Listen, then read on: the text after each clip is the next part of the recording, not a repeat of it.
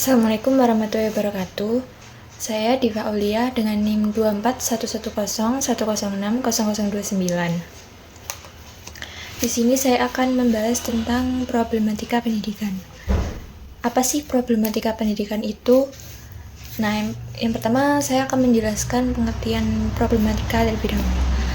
Problematika itu adalah sesuatu hal atau suatu masalah yang menyebabkan tidak tercapainya sebuah tujuan. Sementara problematika pendidikan itu adalah berbagai permasalahan yang terjadi dalam dunia pendidikan. Permasalahan pendidikan di Indonesia bisa dikelompokkan menjadi dua berdasarkan research yang telah saya lakukan sebelumnya. Apa saja itu? Yang pertama, permasalahan dalam konteks makro. Yang kedua, permasalahan dalam konteks mikro. Nah, permasalahan dalam skala makronya itu mencakup kurikulum yang membingungkan dan terlalu kompleks. Maksudnya adalah di Indonesia itu setiap beberapa tahun kurikulumnya mengalami pergantian. Seperti pada tahun 2004, 2006, kurikulum K13, lalu berganti lagi pada kurikulum Merdeka pada saat ini. Nah, pada tahun depan kurikulum pun juga akan berganti lagi dengan kurikulum yang baru. Nah, hal tersebut itu menyebabkan beberapa masalah, seperti guru dan siswa itu kesulitan beradaptasi melalui kurikulum yang lama ke kurikulum yang baru karena metode pembelajarannya itu sangat berbeda, ya kan? Seperti itu. Yang kedua, pendidikan kurang merata. Yang ketiga, masalah penempatan guru. Maksudnya adalah ketika guru itu mengajar tidak sesuai dengan bidangnya. Misalnya seorang guru adalah lulusan sarjana pendidikan matematika, namun ketika dia mengajar di suatu sekolah, dia mengajar ilmu pengetahuan sosial. Nah, hal seperti ini tuh sebenarnya tidak boleh dilakukan, ya, karena guru tersebut ini tidak cukup menguasai materi yang dia berikan kepada para siswanya. Yang kedua itu distribusi guru yang tidak merata, terutama di daerah terpencil. Yang ketiga itu penempatan guru P3K yang hanya dilakukan pada sekolah negeri saja. Nah, ini menyebabkan sekolah-sekolah lain seperti sekolah swasta itu kekurangan tenaga guru di sekolah tersebut dalam beberapa mata pelajaran. Permasalahan yang berikutnya adalah rendahnya kualitas guru. Beberapa guru kan kadang mencerminkan sisi gelap mereka, seperti itu. Yang terakhir adalah biaya pendidikan yang semakin lama semakin mahal, yang memicu para orang tua murid semakin kesulitan dalam memenuhi tagihan sekolah dan tagihan pembayaran untuk sekolah anaknya. Yang kedua, permasalahan pendidikan dalam lingkup mikro, yaitu mencakup metode pembelajaran yang monoton. Metode pembelajaran yang monoton itu maksudnya metode pembelajaran yang cenderung membosankan dan satu arah. Maksudnya itu seperti guru yang hanya menjelaskan materi dan kurang berinteraksi dengan siswa. Bahkan metode pembelajarannya pun hanya itu-itu saja. Semestinya sebagai seorang guru, dia itu harus mengeluarkan kreativitasnya supaya para siswanya itu semangat dalam mengikuti pelajaran tersebut. Kan bisa dilakukan dengan beberapa cara, kan? Seperti kerja kelompok, presentasi, kegiatan praktek, kegiatan apapun itu yang mungkin bisa membangkitkan semangat siswa dalam belajar. Yang kedua, sarana dan prasarana kurang memadai. Seperti gedung sekolah yang kurang layak untuk dihuni, seperti banyak atap yang bocor, papan tulis yang sudah tidak layak digunakan, seperti sudah kotor atau sudah pecah atau bagaimanapun itu. Lalu kursi, meja, rak buku atau rak untuk menaruh barang-barang di kelas itu rusak atau semacamnya, itu juga bisa disebut prasarana yang kurang layak. Lalu tempat belajar yang sulit dijangkau, minimnya alat dan media yang disediakan oleh sekolah.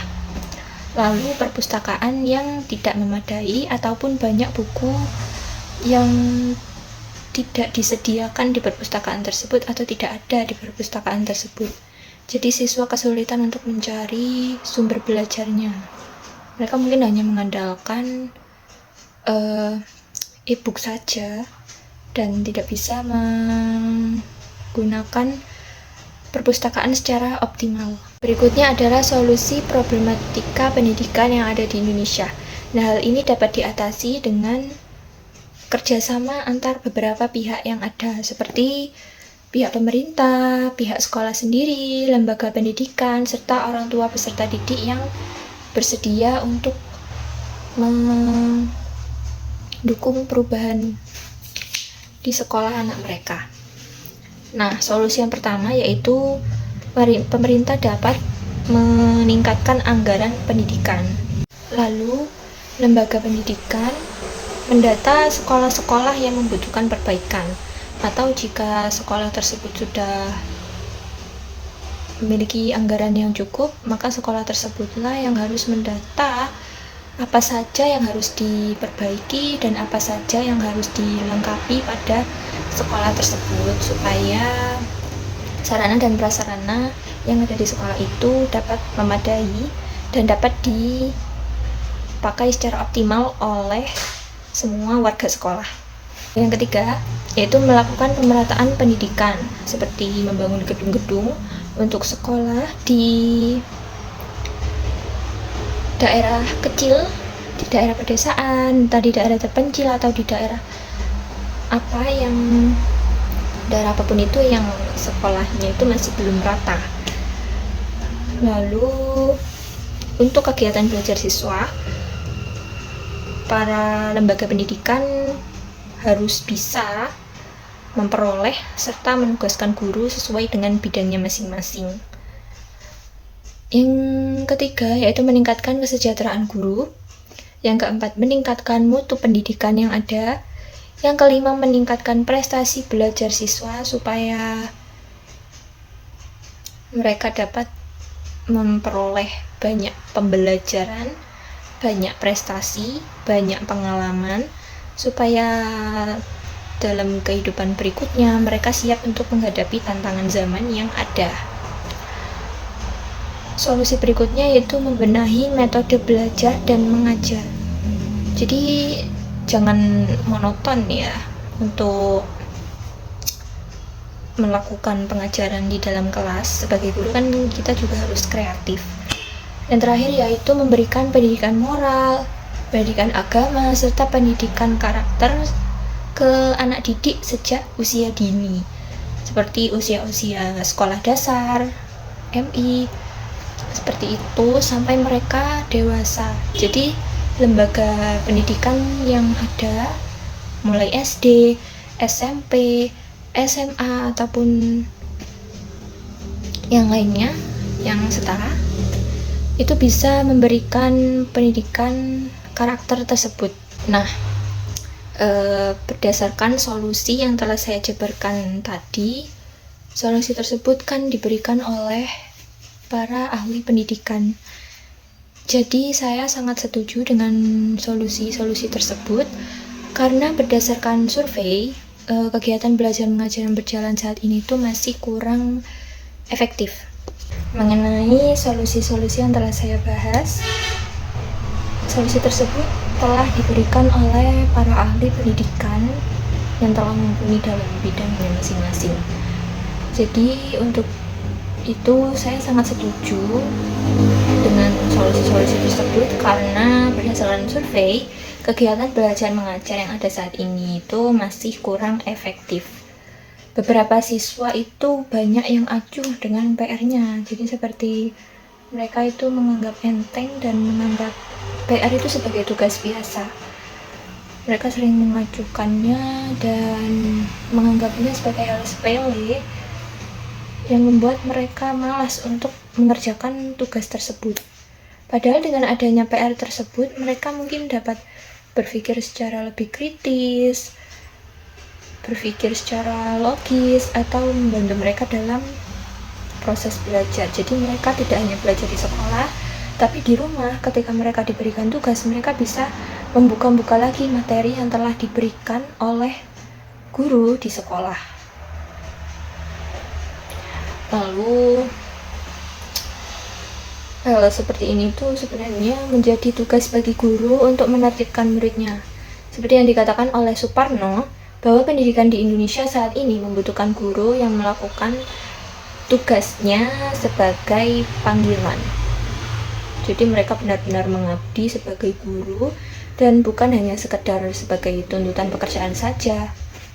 Jadi sebagai seorang pendidik harus bisa menjalankan kewajibannya secara benar, secara sungguh-sungguh, dan secara ikhlas. Sebagaimana mestinya, guru memiliki kewajiban untuk mendidik, mengajar, serta membimbing siswanya, lalu melatih kemampuan-kemampuan yang ada pada siswanya, serta menilai entah itu karakter, atau menilai perilakunya, atau menilai prestasi yang telah dia lakukan selama sekolah. Baru setelah itu, pemerintah dapat melakukan perbaikan dan pemerataan pendidikan, serta memberikan jaminan kesejahteraan bagi guru dimanapun itu. Mungkin cukup sekian yang dapat saya sampaikan dan saya ulas. Kurang lebihnya saya mohon maaf. Wassalamualaikum warahmatullahi wabarakatuh.